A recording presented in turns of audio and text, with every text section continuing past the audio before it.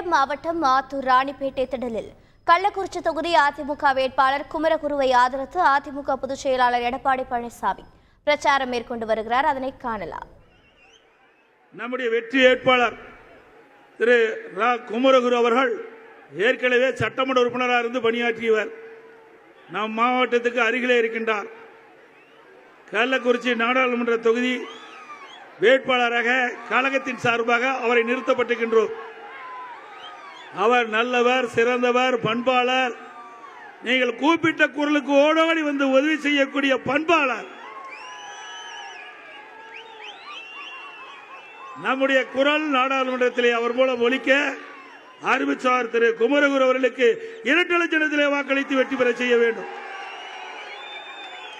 நம்முடைய சின்னம் புரட்சி தலைவர் எம்ஜிஆர் சின்னம், அம்மாவின் சின்னம், தாய்க்குளத்தின் சின்னம், விவசாயியின் சின்னம், தொழிலாளியின் சின்னம், வெற்றி சின்னம்.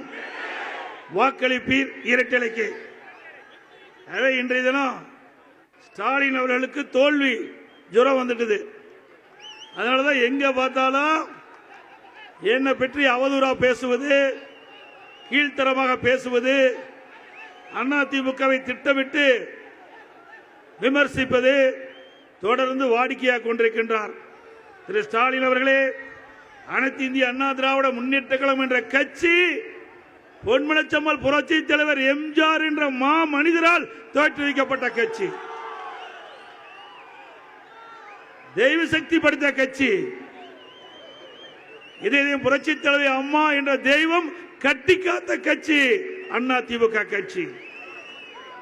எனவே இருவரும் தலைவர்கள், இருவரும் தெய்வங்களாக இருந்து அனைத்து இந்திய அண்ணா திராவிட முன்னேற்ற கழகம் என்ற மாபெரும் இயக்கத்துக்கு ஆசீர்வதித்துக் கொண்டிருக்கின்றார்கள். எனவே இந்த ஸ்டாலினை போல 1000 ஸ்டாலின் வந்தாலும் அதிமுகவை ஒன்றும் செய்ய முடியாது. இந்த தேர்தல் பிரச்சார கூட்டம் ஆத்தூர் நகரமே குலுங்கி கொண்டிருக்கிறது. ஸ்டாலின் அவர்களே, இது ஒரு பாட்டு தான். இன்னொரு பாட்டு கள்ளக்குறிச்சியில் இருக்குது. அதே கள்ளக்குறிச்சி நாடாளுமன்ற தொகுதியில் 2 இடத்துல இன்றைக்கு தேர்தல் பிரச்சார கூட்டத்தை ஏற்பாடு பண்ணியிருக்காங்க. ஒரு கூட்டமே இந்த நகரமே தாக்கு பிடிக்க முடியாத அளவுக்கு குலுங்கி கொண்டிருக்கின்றது என்று சொன்னால், அந்த கள்ளக்குறிச்சி கூட்டத்தையும் இங்கே சேர்க்கப்பட்டால் எப்படி இருக்கும் என்பதை எண்ணி பார்க்க வேண்டும். ஆக இது தேர்தல் பிரச்சார கூட்டம் அல்ல, அனைத்து இந்திய அண்ணா திராவிட முன்னேற்ற கழகத்தினுடைய மாநில மாநாடு போல் இங்கே காட்சியளிக்கின்றார் மக்கள் வெள்ளம். அனைத்து இந்திய அண்ணா திராவிட முன்னேற்ற கழகத்தை பொறுத்த வரைக்கும் ஏழை எளிய ஒடுக்கப்பட்ட நசுக்கப்பட்ட மக்களுடைய வாழ்வு ஏற்றம் பெறுவதற்காக தொடங்கப்பட்ட கட்சி அதிமுக கட்சி. ஆகவே இந்த கட்சியை சில பேர் அழிக்க நினைக்க முற்படுகிறார்கள். இன்றைக்கு அடையாளம் காட்டப்பட்டிருக்கின்றார்கள். இந்த கூட்டத்தின் வழியாக தெரிவிக்கின்றேன், அனைத்து இந்திய அண்ணா திராவிட முன்னேற்ற கழகத்தை பற்றி யார் பேசினாலும் அவர்கள் இருக்கணும் தெரியாமல் போய்விடுவார்கள். இது கடந்த கால வரலாறு. இந்த அனைத்து இந்திய அண்ணா திராவிட முன்னேற்ற கழகத்தை உடைக்க நினைத்தவர்கள், முடக்க நினைத்தவர்கள் இன்றைக்கு எந்த நிலையில இருக்கின்றார் என்பதை அவர் உணர வேண்டும். சில பேர் பேசுகிறார், கட்சிக்கு வந்து ஒரு 5 ஆண்டு நிரம்பல, அதுக்குள்ள அதிமுகவை அழித்து விடுவேன் என்று சொல்லுகிறார். உன்னை போல எத்தனையோ பேர் பார்த்த கட்சி அதிமுக கட்சி. அதிமுகவை அழிக்க இந்த பூமியில் எவனும் பிறந்ததில்லை என்பதை இந்த நேரத்தில் தெரிவிக்கிறேன். இது ஒரு சக்தி வாய்ந்த கட்சி. 30 ஆண்டு காலம் இந்த மண்ணில் ஆட்சி செய்த கட்சி, பொன்விழா கண்ட கட்சி, 2,06,00,000 உறுப்பினர்கள் கொண்ட கட்சி. எந்த கட்சியா அழிக்க என்று நினைக்கிறீர்கள்? யார் அழிக்கின்றோம் என்று எண்ணுகின்றார்களோ அவர்கள் அழிந்து போவார்கள். இதுதான் சரித்திரம். அதோட அனைத்து இந்திய அண்ணா திராவிட முன்னேற்ற கழக கட்சி என்ற கட்சி இருக்கின்ற காரணத்தினால்தான் இன்றைக்கு ஏழை மக்களுக்கு நிறைய திட்டங்கள் கிடைத்திருக்கின்றது. ஏழைகளுக்காக தொடங்கப்பட்ட கட்சி, ஏழைகள் வாழ்வு மலர வேண்டும் என்பதற்காக இருவரும் தலைவர்கள் பாடுபட்டு எண்ணற்ற திட்டங்களை இந்த நாட்டு மக்களுக்கு வழங்கியிருக்கின்றார்கள். இந்தியாவிலே எத்தனையோ தலைவர்கள் இருக்கின்றார்கள். மனிதன் பிறக்கின்றான், வாழ்கின்றான், இறக்கின்றான்.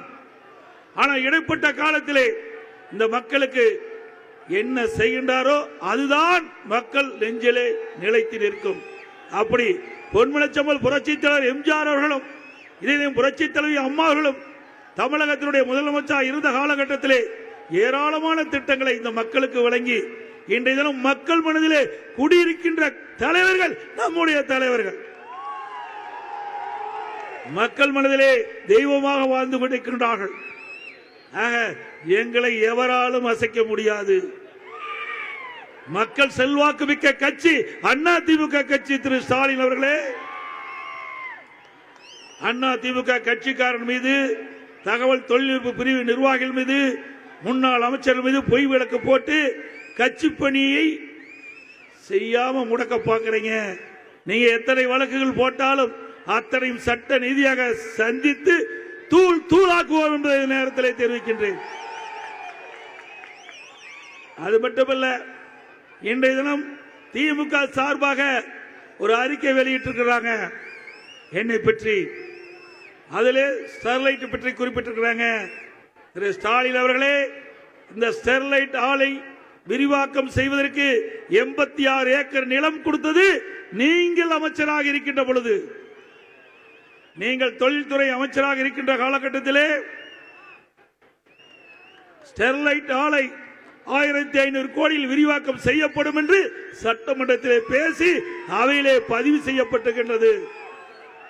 ஆக அந்த ஆலை விரிவாக்கம் செய்வதற்கும் அந்த ஆலை முதலீடு செய்வதற்கும் உங்களுடைய தயவு தேவைப்பட்டது. உங்கள் காலத்தில் தான் இந்த பிரச்சனைக்கே பூதாகரமாய் கிளம்பியது. ஆனால் அனைத்து இந்திய அண்ணா திராவிட முன்னேற்ற கழக ஆட்சி இருக்கின்ற பொழுது அந்த ஆலைகள் மூடுவதற்குண்டான நடவடிக்கை நாங்கள் எடுத்தோம். அந்த ஆலை மாசு கட்டுப்பாட்டு வாரியத்திற்கு புதுப்பிக்க வேண்டும் என்று விண்ணப்பம் வந்த பொழுது அதை நிறுத்தி வைத்து அதை புதுப்பிக்காமல் இருந்தது அதிமுக ஆட்சி. அது மட்டுமல்ல, அந்த சம்பவம் நடப்பதற்கு முந்தைய நாள் 144 தடை உத்தரவு தூத்துக்குடி நகரத்திலே போடப்பட்டிருக்கிறது. அதை மீறி உங்களுடைய கட்சியைச் சேர்ந்த சட்டமன்ற உறுப்பினர் ஊர்வலம் நடத்தி கலவரத்தை ஏற்படுத்துவதற்கு துணை நின்றிருக்கின்றீர்கள். ஆக அப்பாவி மக்களை தூண்டிவிட்டு இப்படி விரும்பத்தகாத சம்பவத்தை உருவாக்குகிறது நீங்கள். அதே வேளையில் சிந்தித்து பார்க்க வேண்டும். விவசாயிகள் 1972ஆம் ஆண்டு ஒரு யூனிட்டுக்கு 1 பைசா மின் கட்டணம் குறைக்க வேண்டும் என்று விவசாயிகள் போராட்டம் நடத்தினார்கள். தமிழ்நாடு முழுவதும் போராட்டம் நடத்தினார்கள். அதில் பெத்தநாயக்கம்பாளையத்திலும் போராட்டம் நடத்தினார்கள். அவர்களை குருவி சுடுவதை போல சுட்டு வீழ்த்திய அரசாங்கம் திமுக அரசாங்கம். நம்முடைய பெத்தநாயக்கம்பாளையத்தில், சேலம் மாவட்டம் அருகில் இருக்கிற பெத்தநாயக்கம்பாளையத்தில் மின் கட்டணம் 1 பைசா குறைக்க வேண்டும் என்று போராட்டம் நடத்திய விவசாயிகளை சுட்டு வீழ்த்திய அரசாங்கம் திமுக அரசாங்கம்.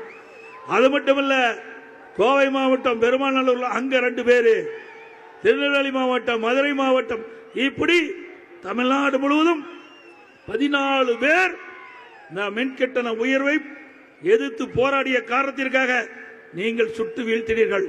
இன்றைய தினம் பெத்தநாயக்கம்பாளையத்தில் அந்த சுடப்பட்டு இறந்த விவசாயிகளுடைய நினைவாக நினைவு தூண் அமைக்கப்பட்டிருக்கின்றது. ஸ்டாலின் அவர்களே, பெருமாநல்லூர்ல அந்த சுடப்பட்டு இறந்தவருடைய நினைவாக நினைவு தூண் அமைக்கப்பட்டிருக்கின்றது. இதெல்லாம் சாட்சி. எங்களுடைய ஆட்சியில பல துப்பாக்கி சூடு நடந்திருக்குது.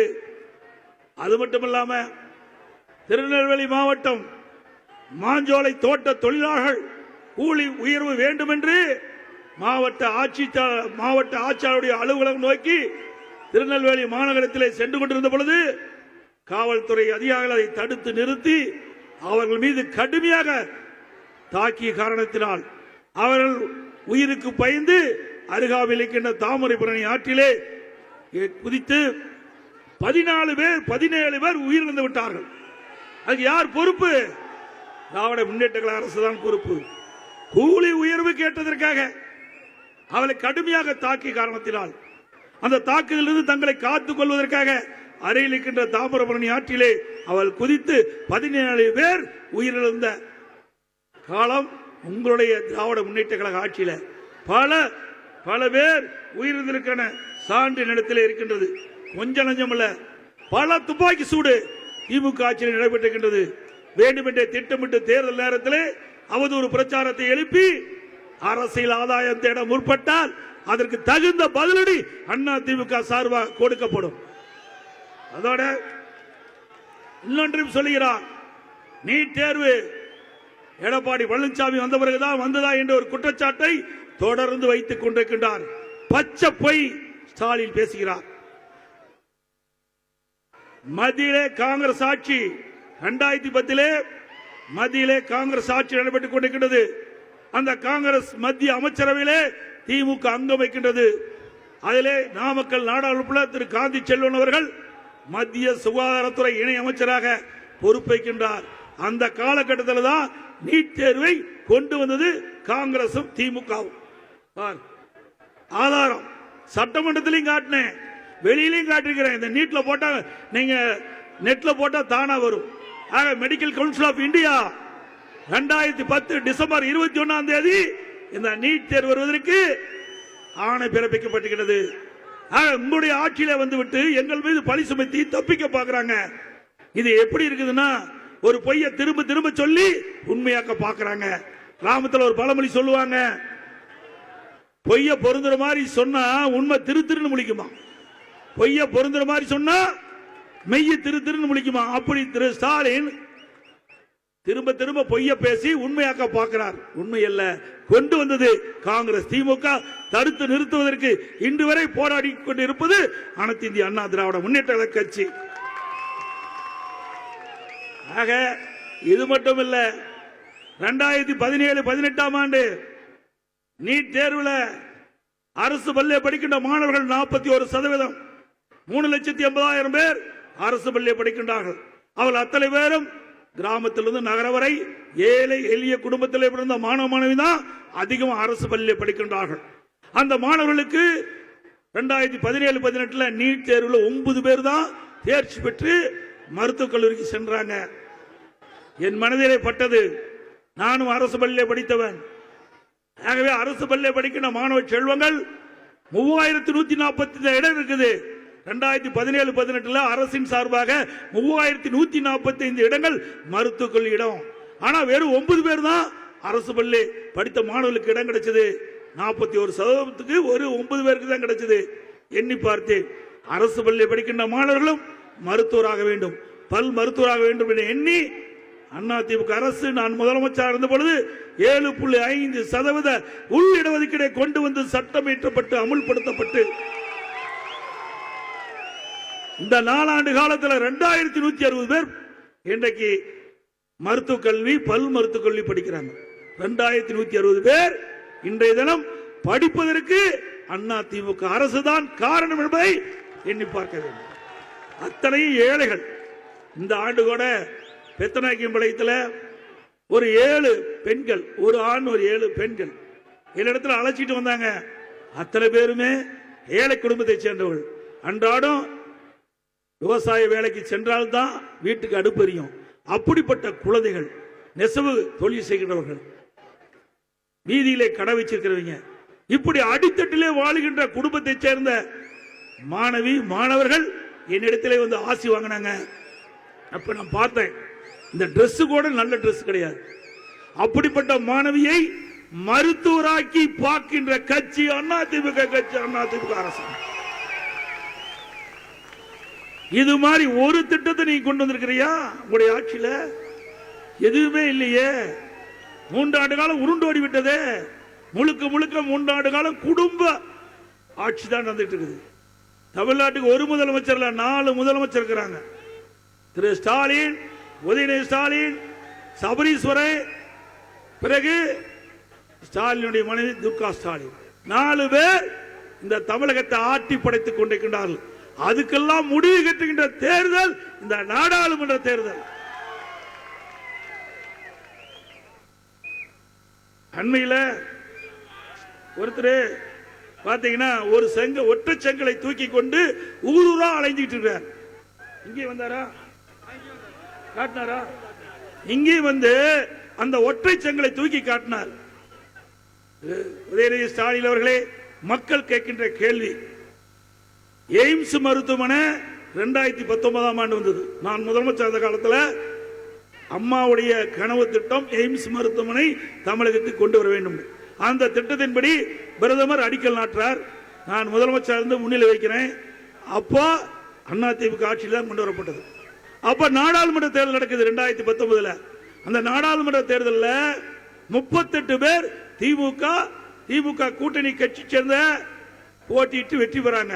38 பேர் வெற்றி பெற்று 5 ஆண்டு காலம் நாடாளுமன்றத்தில் என்ன கும்பகரன் போல தூங்கிட்டு இருந்தீங்களா? நல்லா ஏசி இருக்குது, அழகா தூங்கிட்டு இருந்திருக்காங்க, எழுத பெஞ்சை தேய்ச்சிட்டு இருந்திருக்காங்க. 2019 அடிக்கல் நாட்டப்பட்டு விட்டதில்ல. இது மத்திய அரசாங்கத்தினுடைய திட்டம்.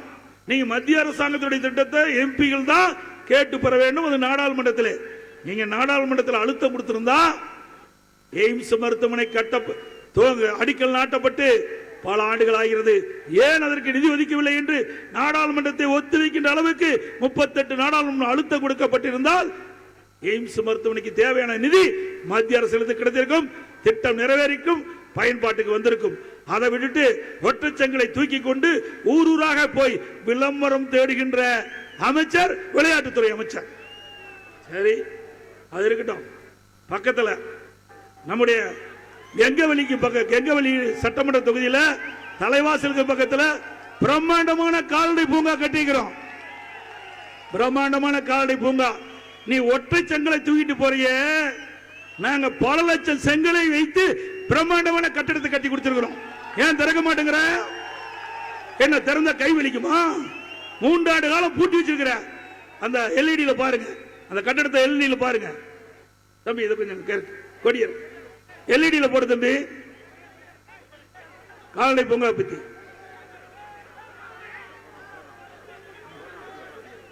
தம்பி, அது கொடி இருக்கு, கொடி கீழே இருக்கு.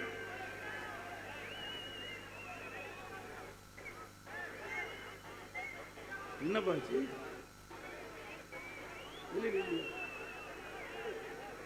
தம்பி எல்இடியில போடப்பா.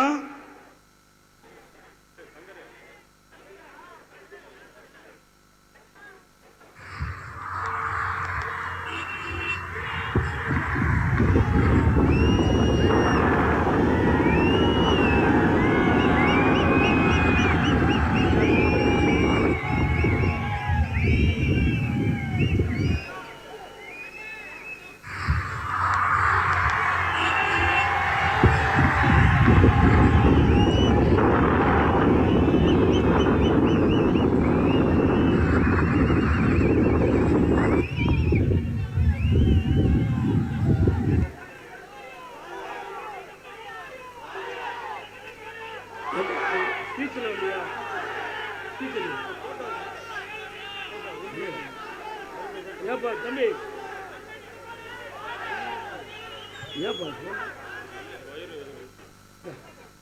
இப்படி பிரம்மாண்டமான கட்டடத்தை கட்டி கொடுத்துருக்கிறோம். நீங்க பாருங்க, பிரம்மாண்டமான கட்டிடம். 3 வருஷம் ஆச்சு கட்டி முடிச்சு.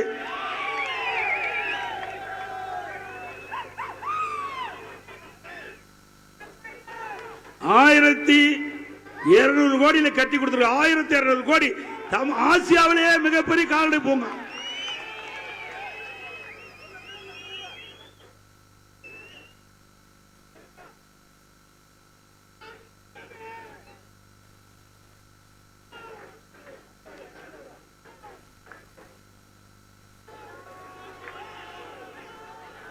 இப்படி பல கட்டிடங்களை கட்டி வச்சிருக்கிறோம்.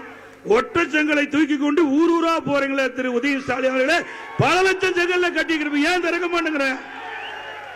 ஏன் அதிமுக ஆட்சியில் கட்டப்பட்ட கட்டடம் என்று இன்று வரை அதை ரிப்பன் வெட்டுறதுக்கு உங்களால முடியல. 3 வருஷம் ஆகுது. இனியாவது ரிப்பன் வெட்டு. ஏன்னா ஆட்சி சீக்கிரம் போகுது. ஏதோ கல்லையா போட்டு போனாங்க கட்டுறதுக்கு.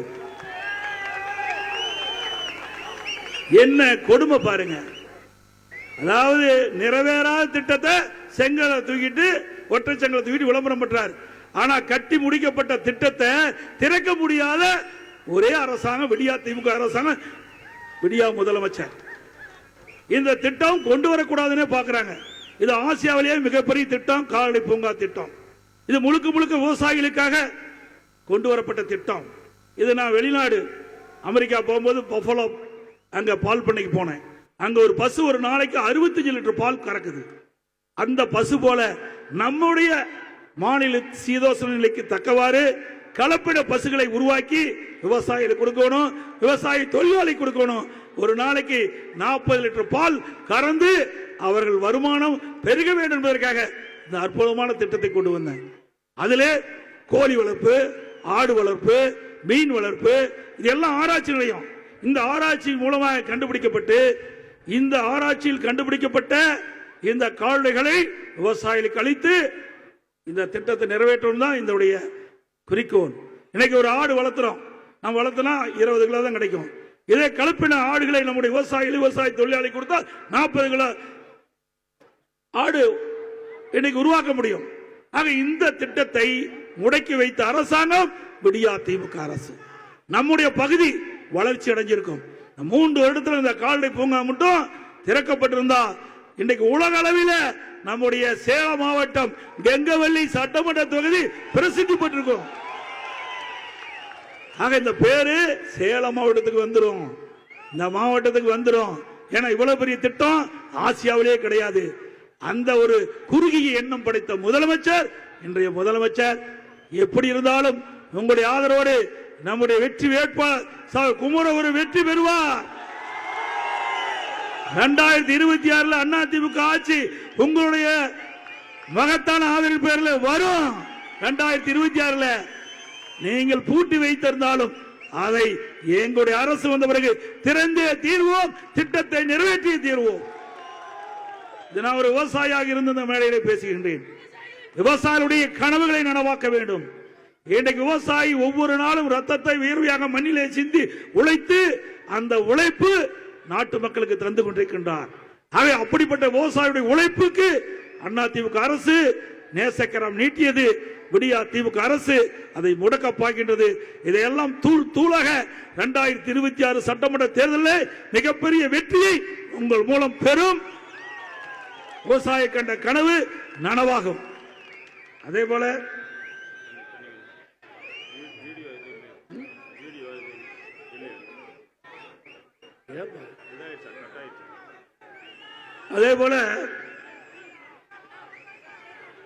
இந்த பகுதியை பொறுத்த வரைக்கும் மரவள்ளி கிழங்கு அதிகமாக பயிரிடுகின்ற பகுதி. அனைத்து இந்திய அண்ணா திராவிட முன்னேற்ற கழக ஆட்சி இருக்கின்ற பொழுது இந்த மரவள்ளி கிழங்கு பயிரிடுகின்ற விவசாயிகள் பாதிக்கப்பட்டா உடனுக்குடன் உதவி செஞ்சோம். இந்த மரவள்ளி கிழங்கு பயிரிடுகின்ற விவசாயிகள் அடிக்கடி பாதிப்பது மாவு பூச்சி. இந்த மாவு பூச்சி தாக்குதல் உட்பட்டா அந்த மரவள்ளி கிழங்கு நல்ல விளைச்சலை கொடுக்காது. அப்படிப்பட்ட காலகட்டத்தில் மாவு பூச்சி உழுந்தவுடன் அங்க இருக்கின்ற வேளாண் துறை அதிகாரிகள் மூலமாக கண்டுபிடித்து அதுக்கு உடனுக்குடன் பூச்சி மருந்து தெளித்து அந்த நோயிலிருந்து காப்பாற்றி நல்ல விளைச்சலை விவசாயிக்கு பெற்று தந்தோம். உழவன் செயலி என்ற ஒரு திட்டத்தை துவக்கணும்.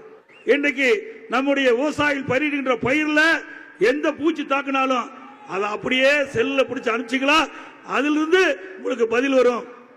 என்ன பூச்சி மருந்து, என்ன பூச்சி விழுந்திருக்குது, அதுக்கு என்ன பூச்சிக்கொல்லி மருந்து அடிக்கலாம், அதெல்லாம் விவரம் வரும். அதை பின்பற்றி அந்த விவசாயி பூச்சிக்கொல்லி மருந்து அடித்தால் அந்த பயிரை காப்பாற்றலாம். இதெல்லாம் உழவன் செயலி என்ற அற்புதமான திட்டத்தை கொண்டு வந்த அரசாங்கம் அண்ணா திமுக அரசாங்கம். வறட்சியால் பாதிக்கப்பட்ட விவசாயிகளுக்கு அண்ணா திமுக ஆட்சியில் தான் வறட்சி நிவாரணம் கொடுத்தோம். பயிர் காப்பீட்டு திட்டத்தில் விவசாயிகளுக்கு கொடுத்தோம். அதுபோல விவசாயிகள் உற்பத்தி செய்யப்பட்ட நெல்லை அரசு நெல் கொள்முதல் நிலையத்தில் கொள்முதல் செய்வதற்கு இந்த பகுதியிலே கொள்முதல் நிலையத்தை திறந்து கொடுத்தோம். விடியா திமுக அரசாங்கம் ஆட்சிக்கு வருவதற்கு முன்பு 2021 சட்டமன்ற பொதுத் தேர்தல் போது தேர்தல் அறிக்கை வெளியிட்டாங்க. திமுக ஆட்சிக்கு வந்தா ஒரு குவிண்டால் நெல்லுக்கு 2500 ரூபாய் வழங்கன்னு சொன்னாங்க, கொடுக்கல. அதே போல கரும்பு விவசாயிகளுக்கு ஒரு டன் மெட்ரிக் டன்னுக்கு குறைந்தபட்ச ஆதார விலை 4000 ரூபாய் கொடுக்கறாங்க, அதுவும் கொடுக்கல.